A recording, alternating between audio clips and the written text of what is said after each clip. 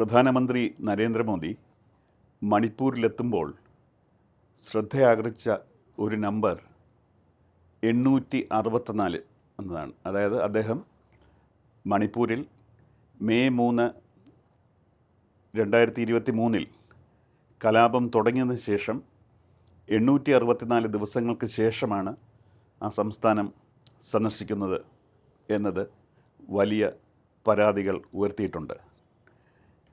ഈ സമയത്ത് 864 ദിവസങ്ങൾ അദ്ദേഹം നടത്തിയ യാത്രകളെക്കുറിച്ച് നോക്കുന്നത് നല്ലതായിരിക്കുമെന്ന് തോന്നുന്നു.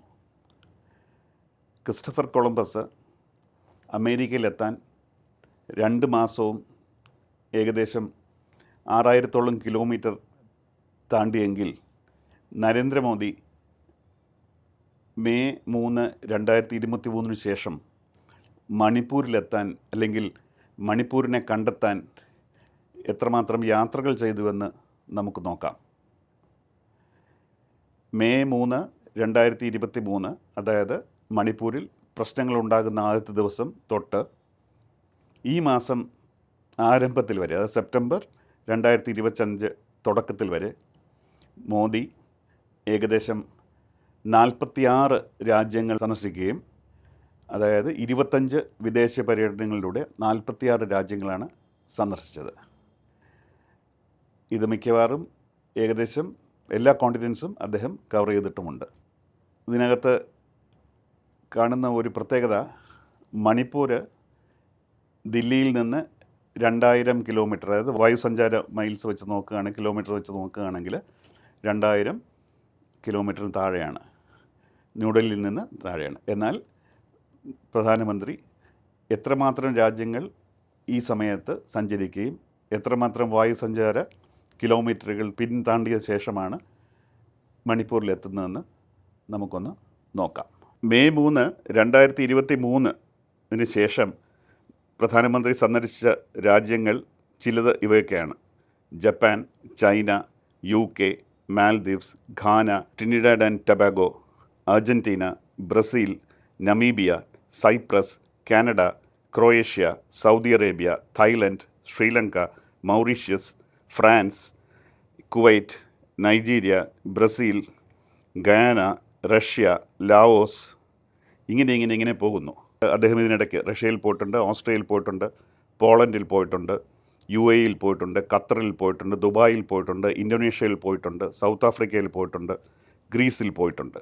മണിപ്പൂർ കലാപം തുടങ്ങി 864 ദിവസങ്ങൾക്ക് ശേഷം സെപ്റ്റംബർ 13, 2025 നരേന്ദ്രമോദി മണിപ്പൂർ സന്ദർശിക്കുന്നതിന് മുമ്പ് ഏകദേശം 3,59,000 കിലോമീറ്റർ ഏരിയൽ കിലോമീറ്റേഴ്സ് അല്ലെങ്കിൽ വായുസഞ്ചാര ദൂരം അദ്ദേഹം സഞ്ചരിച്ചു കഴിഞ്ഞിരുന്നു.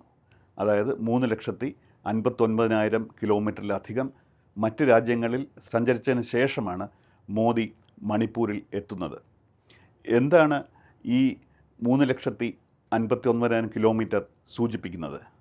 ഒന്ന്, കുറച്ചുകൂടി അദ്ദേഹം പരിശ്രമിച്ചിരുന്നെങ്കിൽ, കുറച്ച് രാജ്യങ്ങൾ കൂടി അദ്ദേഹം സന്ദർശിച്ചിരുന്നെങ്കിൽ അദ്ദേഹത്തിന് ചന്ദ്രനിൽ എത്തത്തക്കവണ്ണ ദൂരത്തിൽ അദ്ദേഹം സഞ്ചരിച്ചിരുന്നു. ഈ വിദേശ രാജ്യങ്ങളിൽ സഞ്ചരിച്ച ദൂരം ചന്ദ്രനടുത്ത് തന്നെ എത്താൻ, അതായത് മൂണിലെത്താനുള്ള ദൂരം അദ്ദേഹം ഏകദേശം അതിനടുത്ത് തന്നെ എത്തിയിരുന്നു.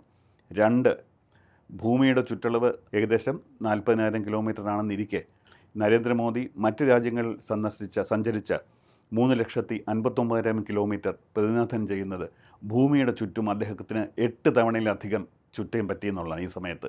അതായത് ഈ ഉലകം ചുറ്റിയ മോദി ഏകദേശം 8ലധികം തവണ ഭൂമിക്ക് ചുറ്റും ചുറ്റിയതിന് ശേഷമാണ് അദ്ദേഹം മണിപ്പൂരിലെത്തുന്നത്. അപ്പോൾ ഈ ജവഹർലാൽ നെഹ്റു എഴുതിയ ഡിസ്കവറി ഓഫ് ഇന്ത്യ എന്ന പുസ്തകം എഴുതിയ പോലെ മോദി എന്നെങ്കിലും ഡിസ്കവറി ഓഫ് മണിപ്പൂർ എന്നൊരു പുസ്തകം എഴുതുകയാണെങ്കിൽ അവിടെ രേഖപ്പെടുത്താവുന്ന ഒരു റെക്കോർഡായിരിക്കും 3,59,000 കിലോമീറ്റർ താണ്ടിയ ശേഷം അദ്ദേഹത്തിന് മണിപ്പൂരിനെ കണ്ടെത്താനായത് എന്നത്. കൊളംബസ് തൻ്റെ യാത്രയ്ക്ക് വേണ്ടി ചില മാസങ്ങൾ, മിക്കവാറും 2 മാസങ്ങൾ മാത്രമാണ് ചിലവഴിച്ചത്. അതായത് യാത്രയ്ക്ക് വേണ്ടി മാത്രമല്ല, അദ്ദേഹം താണ്ടിയത് 6,000 കിലോമീറ്റർ മാത്രമാണ്, അല്ലെങ്കിൽ 6,000 കിലോമീറ്ററിന് താഴെ മാത്രമാണ്. മോദിയാകട്ടെ 59,000 കിലോമീറ്റർ താണ്ടിയ ശേഷമാണ് മണിപ്പൂരിനെ കണ്ടെത്തുന്നത്.